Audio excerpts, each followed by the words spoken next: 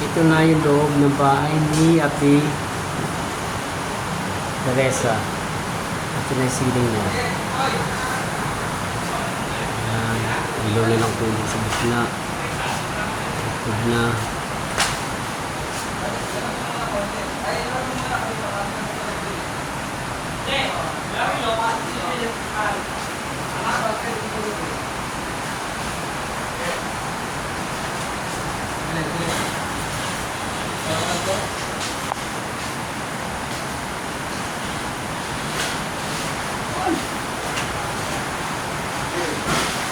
Ito naman susunod na kwarto niya. Sisilingan din namin. Pero may training niya.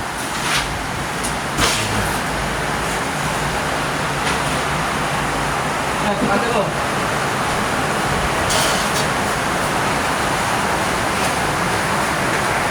Hoy, teka lang. Puporma lang ako. Ayan ako eh. Oh, ayan yung labor ni Ko. Ayan yung labor ni Rambo. Ayan ang labor ni Rambo. Ayan.